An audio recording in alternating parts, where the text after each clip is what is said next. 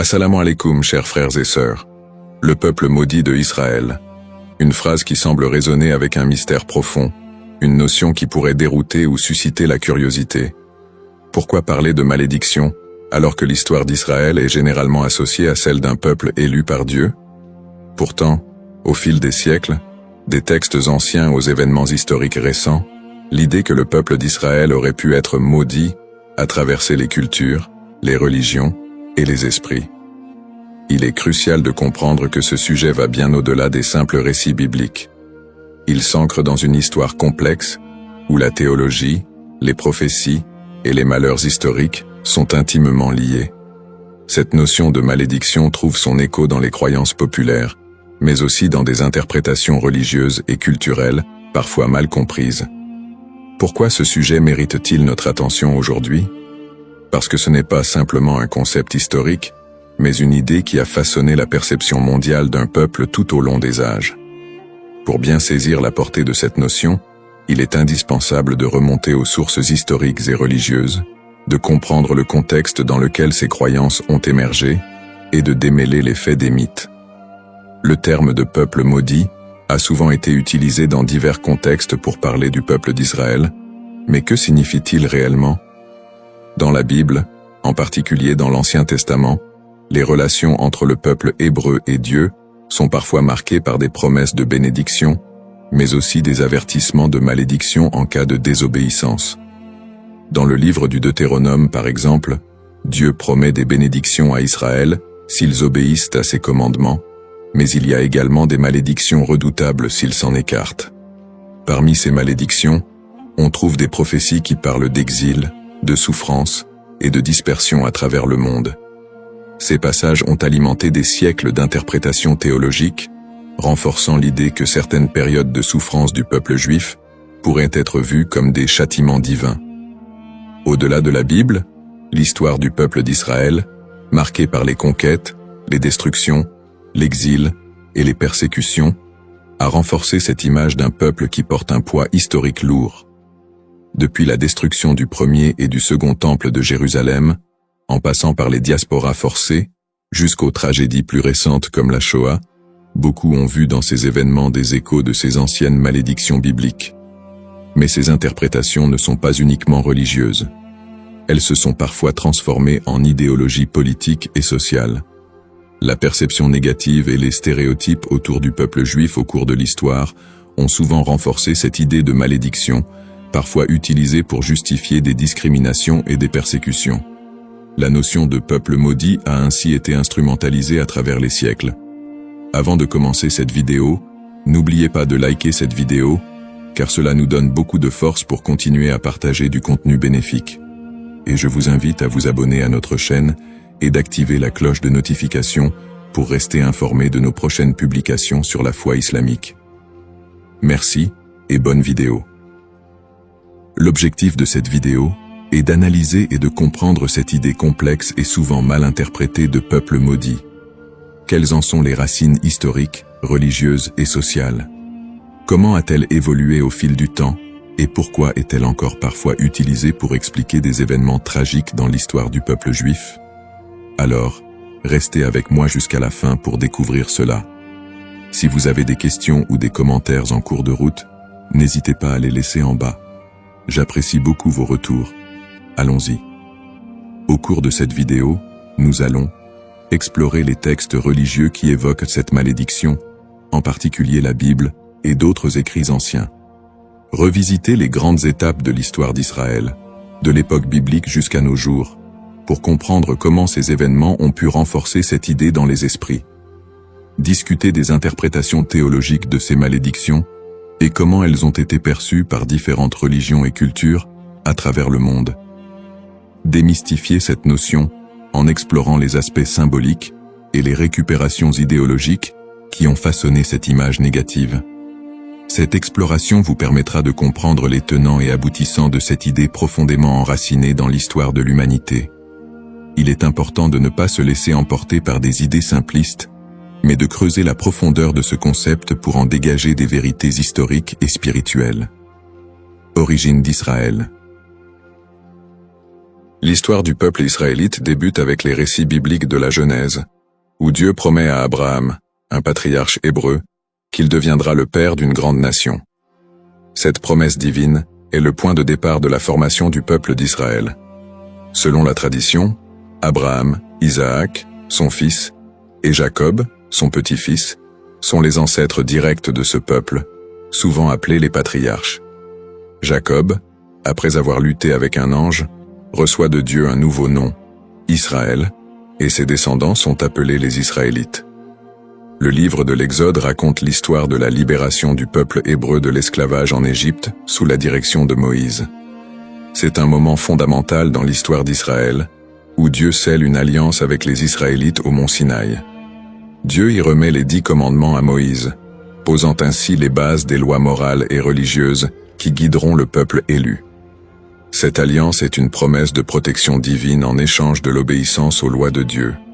À partir de là, Israël se constitue progressivement en nation, après la conquête de la terre promise sous Josué.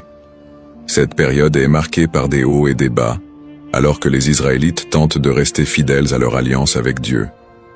Toutefois, au fil des siècles, leur histoire est ponctuée d'infidélités religieuses, de guerres et de conquêtes par d'autres puissances, ce qui engendrera l'accomplissement de certaines prophéties de malédiction. Les prophéties et les malédictions. Dans l'Ancien Testament, en particulier dans le Deutéronome, Dieu fait à Israël des promesses de bénédiction conditionnelles à leur fidélité, mais également des avertissements de malédiction en cas de désobéissance. Le chapitre 28 du Deutéronome est l'un des textes clés qui évoquent les conséquences potentielles de l'infidélité. Dieu promet prospérité et paix si le peuple respecte ses commandements, mais des malédictions terribles en cas de rébellion. Les malédictions incluent des catastrophes naturelles, des défaites militaires, des maladies, et finalement, l'exil et la dispersion parmi les nations étrangères. Parmi les prophètes qui ont développé cette idée de malédiction, Ézéchiel et Jérémie sont 2 figures centrales. Ézéchiel, actif pendant l'exil babylonien, insiste sur le lien entre l'exil du peuple et leur transgression. Il prophétise que la destruction de Jérusalem et l'exil sont des punitions divines pour l'injustice sociale, l'idolâtrie et l'infidélité religieuse du peuple. Toutefois, il apporte aussi un message d'espoir. Après le châtiment, un retour et une restauration sont possibles si le peuple se repent. Jérémie, qui vécut également durant la chute de Jérusalem en 586 avant Jésus-Christ, avertit constamment le peuple des malheurs à venir s'il ne se détourne pas de l'idolâtrie et des injustices. Il prophétise la destruction imminente du temple de Jérusalem et l'exil des Judéens en Babylonie. Dans Jérémie 25, il annonce que cette période d'exil durera 70 ans, après quoi Dieu permettra leur retour. Ces prophéties sont souvent vues comme des annonces de malédiction qui pèsent sur Israël en raison de son infidélité à l'alliance. Cependant, elles sont également porteuses d'un espoir de rédemption, promettant que si le peuple retourne à Dieu, il retrouvera sa place privilégiée. Une autre dimension importante des malédictions dans l'Ancien Testament concerne le temple de Jérusalem.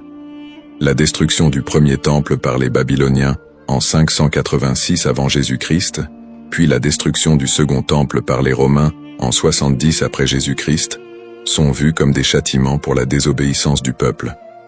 Ces événements ont renforcé l'idée d'un peuple souffrant sous le poids de la malédiction divine. Persécutions historiques.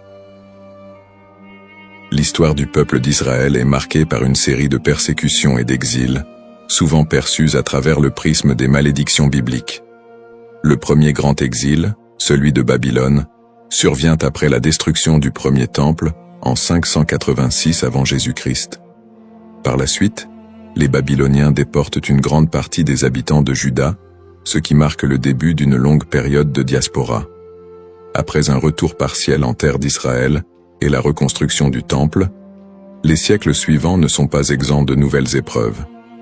La période hellénistique, marquée par les conquêtes d'Alexandre le Grand, puis la domination romaine, amène son lot de tensions religieuses et politiques. Le peuple juif subit de nouvelles persécutions, notamment sous l'occupation romaine. La destruction du Second Temple en 70 après Jésus-Christ par les Romains, sous l'empereur Titus, est un moment charnière dans l'histoire d'Israël. Cet événement marque le début de la grande diaspora, alors que le peuple juif est dispersé dans tout l'Empire romain et au-delà. La révolte de Bar Kokhba, en 135 après Jésus-Christ, aboutit à une nouvelle défaite et à un exil encore plus massif. À partir de ce moment, les Juifs deviennent un peuple sans terre, vivant en exil, souvent en minorité, et subissant de nombreuses discriminations et persécutions. Durant le Moyen-Âge, en Europe et dans le monde islamique, les Juifs font souvent l'objet de suspicions, de discriminations légales, et parfois de pogroms violents. Les croisades, notamment, voient des massacres de communautés juives en Europe. Les expulsions des Juifs d'Espagne, en 1492, et du Portugal en 1497, sont d'autres exemples de persécutions qui renforcent cette idée de malédiction. Dans ces périodes sombres, beaucoup d'historiens et de penseurs juifs eux-mêmes ont cherché à comprendre ces souffrances à travers les textes sacrés. Pour certains, ces malheurs étaient perçus comme la continuation des malédictions prononcées dans l'Ancien Testament. Pourtant, ces périodes de souffrance ne sont pas uniquement interprétées comme des châtiments divins, mais aussi comme des épreuves à travers lesquelles le peuple d'Israël serait purifié ou préparé à une rédemption future.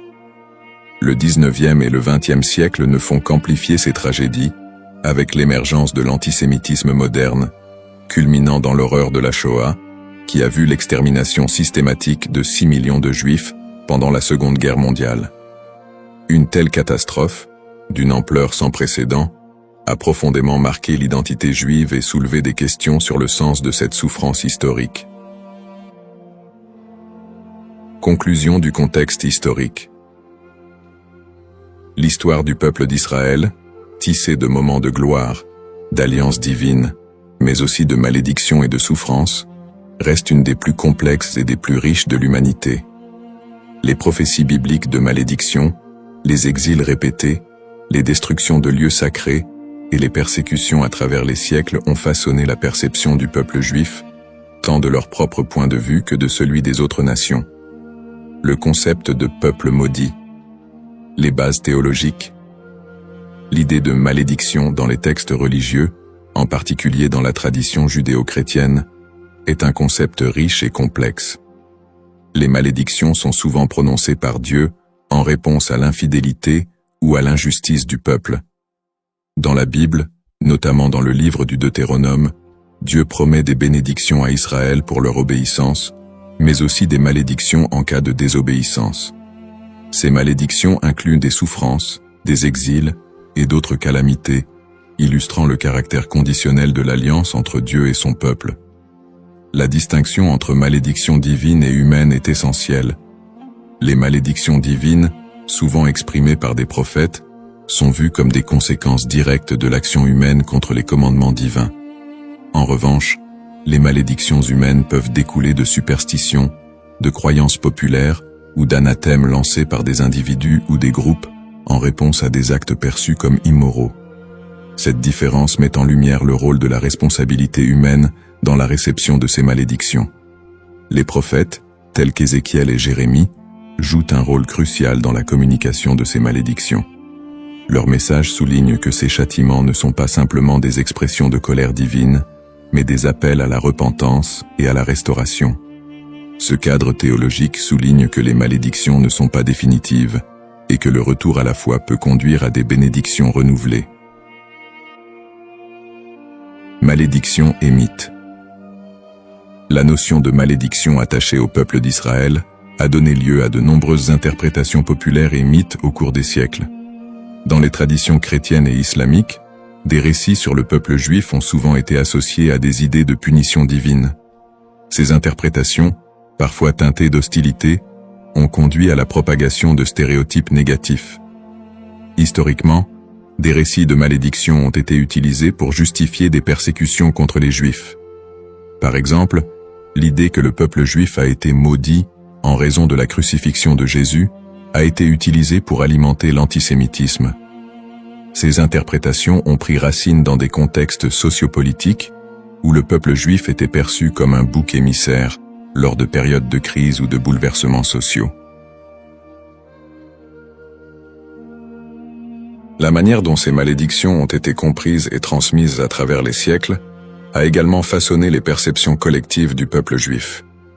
Les récits de souffrance et de malédiction ont souvent été amalgamés dans la culture populaire, créant un imaginaire collectif qui persiste jusqu'à aujourd'hui. Cette dynamique entre malédiction et mythe a ainsi contribué à la stigmatisation du peuple juif à travers l'histoire. Analyse moderne. Dans le contexte moderne, le concept de peuple maudit a pris des formes variées et a été réinterprété sous différents angles. L'antisémitisme historique, qui a trouvé ses racines dans ces idées de malédiction, demeure une réalité dans de nombreuses sociétés. Les stéréotypes associés à la malédiction continuent d'alimenter des préjugés, parfois de manière insidieuse, dans le discours contemporain.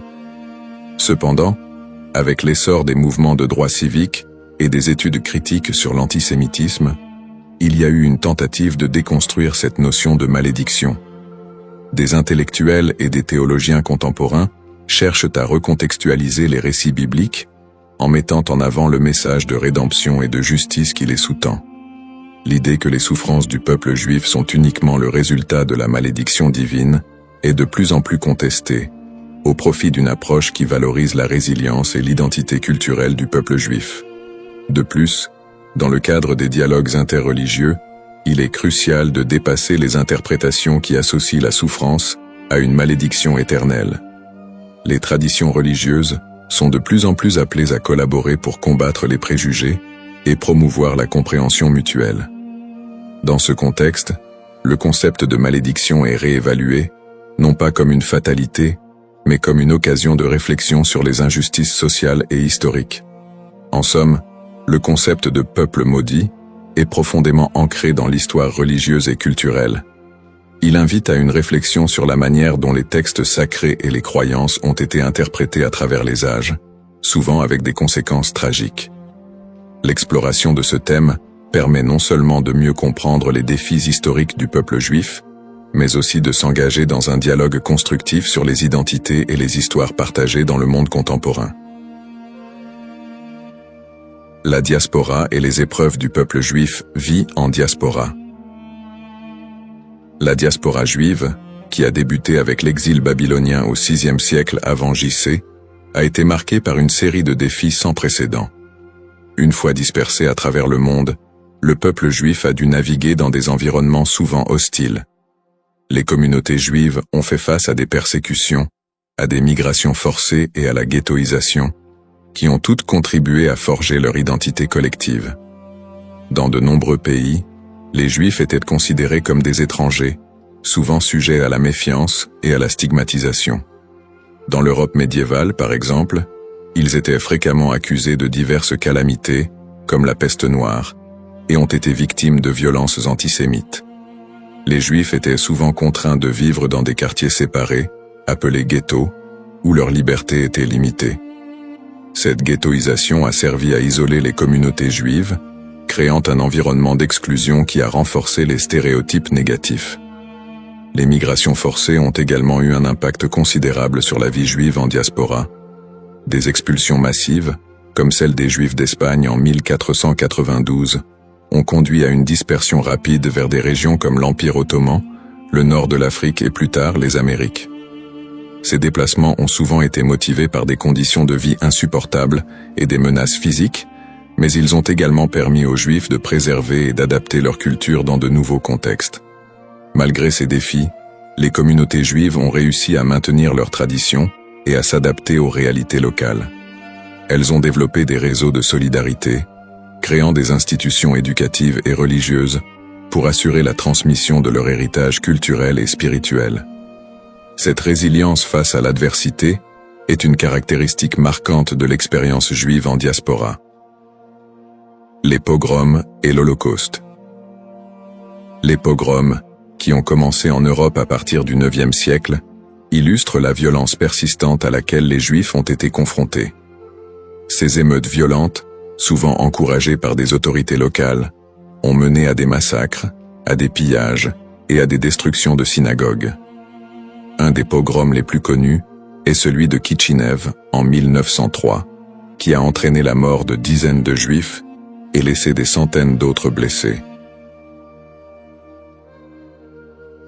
Le XXe siècle a vu la tragédie de l'Holocauste, un génocide qui a coûté la vie à 6 millions de Juifs pendant la Seconde Guerre mondiale. Les nazis ont systématiquement exterminé les Juifs européens, mettant en place des camps de concentration et d'extermination. Malgré ces persécutions violentes, de nombreuses histoires de survie émergent, mettant en lumière le courage et la détermination du peuple juif. Des groupes de résistance, des réseaux de sauvetage et des actes de bravoure individuels témoignent de la volonté de maintenir l'humanité et la dignité face à l'inhumanité. L'Holocauste a laissé une empreinte indélébile sur la mémoire collective juive. Les survivants ont dû reconstruire leur vie dans un monde souvent indifférent à leurs souffrances. Cette tragédie a également catalysé des mouvements politiques qui ont conduit à la création de l'État d'Israël en 1948, un point tournant dans l'histoire juive moderne. Lutte pour l'identité et la terre promise. Les épreuves subies par le peuple juif en diaspora ont profondément influencé son identité collective. Face à l'adversité, une identité juive résiliente a émergé, mêlant traditions séculaires, pratiques religieuses et un sentiment d'appartenance à une histoire commune. Cette lutte pour la survie a également renforcé un lien indéfectible avec la terre d'Israël, considérée comme la terre promise dans la tradition juive. Ce lien a été ravivé tout au long de l'histoire, notamment lors des mouvements sionistes du XIXe et du XXe siècle, qui ont cherché à établir un foyer national juif en Palestine.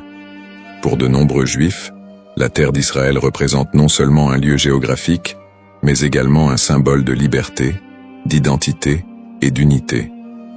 Les événements tragiques de l'histoire juive, comme l'Holocauste, ont également renforcé l'urgence de cette quête, suscitant un mouvement pour un retour à la terre d'Israël. En somme, l'expérience de la diaspora a été marquée par des défis extrêmes, mais aussi par une résilience remarquable. Les persécutions, les pogroms et l'Holocauste ont non seulement laissé des cicatrices, mais ont également façonné une identité juive forte, ancrée dans une histoire partagée et un attachement profond à la terre d'Israël. Ce processus de formation de l'identité juive, en réponse aux épreuves, continue de jouer un rôle crucial dans la vie des Juifs du monde entier aujourd'hui. Le retour en Israël et l'État moderne, sionisme et création de l'État d'Israël. Le mouvement sioniste, qui a émergé à la fin du XIXe siècle, constitue un tournant majeur dans l'histoire juive moderne. À cette époque, les Juifs d'Europe étaient confrontés à une montée de l'antisémitisme et à des conditions de vie précaires, notamment en Russie et en Europe de l'Est. Ces difficultés ont suscité un besoin pressant d'un foyer national. Theodor Herzl, considéré comme le père du sionisme politique, a articulé cette aspiration dans son livre L'État juif, 1996, où il propose la création d'un État juif en Palestine comme réponse à l'antisémitisme rampant. Le sionisme a pris plusieurs formes, allant du sionisme politique de Herzl à des visions plus socialistes et culturelles, comme celles de figures comme David Ben-Gourion et Ahad Ha'am. Le premier congrès sioniste a eu lieu à Bâle, en 1897, où les participants ont décidé de promouvoir l'établissement d'un foyer national juif en Palestine par des moyens diplomatiques et légaux. À la suite de la déclaration Balfour de 1917, dans laquelle le gouvernement britannique a exprimé son soutien à l'établissement d'un foyer national juif en Palestine, le mouvement sioniste a gagné en légitimité. Cependant, la réalité sur le terrain était complexe. La Palestine était alors habitée par une majorité arabe qui a vu l'immigration juive comme une menace pour ses droits et ses terres. Cette situation a semé les graines des conflits futurs. Après la Seconde Guerre mondiale et l'Holocauste, qui a décimé la population juive d'Europe, le besoin d'un refuge sécurisé a été accentué. En 1947, l'Assemblée générale des Nations unies a voté pour diviser la Palestine en deux États, un juif et un arabe. Les leaders juifs ont accepté le plan, mais les dirigeants arabes l'ont rejeté. Le 14 mai 1948, David Ben-Gourion a proclamé l'indépendance de l'État d'Israël, ce qui a entraîné la première guerre israélo-arabe. En dépit de l'opposition régionale, Israël a réussi à établir un État et à absorber un grand nombre de réfugiés juifs du monde entier, notamment des survivants de l'Holocauste. Conflit moderne. Depuis sa création, l'État d'Israël a été plongé dans une série de conflits régionaux qui ont souvent été alimentés par des tensions ethniques et religieuses. Les guerres avec les pays arabes voisins, notamment les guerres de 1948, 1967 et 1973, ont défini les frontières et les relations diplomatiques de l'État moderne. Les tensions avec les populations palestiniennes ont également été une source constante de conflits, culminant avec les intifadas des années 1980 et 2000, où des soulèvements populaires ont éclaté en réponse à l'occupation israélienne des territoires palestiniens. Le conflit israélo-palestinien est un point focal des tensions au Moyen-Orient, où des questions de droits territoriaux, d'autodétermination et de sécurité se croisent. Les territoires de la Cisjordanie et de Gaza sont devenus des symboles de la lutte pour la reconnaissance et la dignité des Palestiniens. Les colonies israéliennes en Cisjordanie et les conditions de vie à Gaza ont engendré des critiques internationales et des tensions croissantes. Sur le plan religieux, les sites sacrés tels que Jérusalem revêtent une signification particulière pour les Juifs, les chrétiens et les musulmans, exacerbant les conflits. L'accès aux lieux saints est souvent un point de discorde, avec des épisodes de violence autour du mont du Temple et du dôme du Rocher. Peut-on encore parler d'un peuple maudit aujourd'hui? La question de savoir si l'on peut encore parler d'un peuple maudit aujourd'hui mérite d'être examinée sous différents angles. D'une part, le peuple juif a par moments été perçu comme victime d'une malédiction, surtout dans le contexte des souffrances historiques, des persécutions et de l'Holocauste. Cette perception s'est parfois traduite par des stéréotypes négatifs et un antisémitisme durable qui persistent encore dans certaines sociétés contemporaines.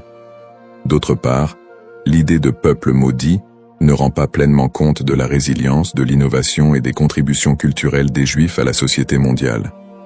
Après des siècles de persécution, les Juifs ont réussi à établir un État souverain, à revitaliser leur culture et à jouer un rôle significatif dans divers domaines tels que la science, l'art et la politique. Cette renaissance culturelle et nationale contredit l'idée d'une malédiction éternelle. Aujourd'hui, beaucoup de Juifs se définissent non pas par leurs souffrances passées, mais par leur identité culturelle et leur engagement envers des valeurs de justice, de paix et de coexistence. L'État d'Israël, bien qu'encore confronté à des défis internes et externes, est un symbole de survie et de détermination pour de nombreux Juifs dans le monde. Ainsi, plutôt que de voir le peuple juif à travers le prisme d'une malédiction, il est plus approprié de reconnaître la complexité de son histoire, marquée par des luttes et des triomphes, et d'appréhender la diaspora juive comme une histoire d'espoir, de résilience et de quête d'identité. Dans cette exploration du thème du peuple maudit d'Israël, nous avons retracé l'histoire complexe des Juifs, de leurs origines dans l'Antiquité à leur établissement moderne en tant qu'État souverain. Nous avons examiné le contexte historique et religieux, en soulignant les épreuves de la diaspora, les persécutions et les tragédies comme les pogroms et l'Holocauste. En analysant le concept de malédiction, nous avons également vu comment il a été utilisé pour justifier des stéréotypes et des violences à l'encontre des Juifs au fil des siècles. Nous avons ensuite discuté du mouvement sioniste qui a mené à la création de l'État d'Israël en 1948, ainsi que des conflits régionaux qui en ont découlé, notamment avec les populations palestiniennes. Ces tensions, alimentées par des enjeux historiques, ethniques et religieux, continuent de façonner la réalité actuelle du pays. En réfléchissant à l'évolution du terme « maudit », il est crucial de reconnaître qu'il a souvent été employé de manière péjorative pour désigner le peuple juif et justifier des injustices. Cependant, au fil du temps, cette notion a été déconstruite. De nos jours, parler de peuple maudit ne rend plus compte de la diversité et de la résilience des communautés juives. Au contraire, il est essentiel de voir le peuple juif comme porteur d'une riche culture, d'une identité dynamique et d'une volonté indéfectible de vivre et de prospérer, malgré les défis historiques. Pour conclure, j'invite chacun d'entre vous à approfondir ce sujet fascinant et complexe. Prenez le temps d'explorer les multiples facettes de l'histoire juive, d'écouter des voix variées et de réévaluer vos propres perceptions sur le peuple juif et son héritage. En favorisant la compréhension et l'empathie, nous pouvons tous contribuer à un dialogue constructif qui transcende les stéréotypes et promeut la paix et la coexistence. Le parcours historique du peuple juif est une leçon pour tous sur la résilience, l'identité et la quête de justice,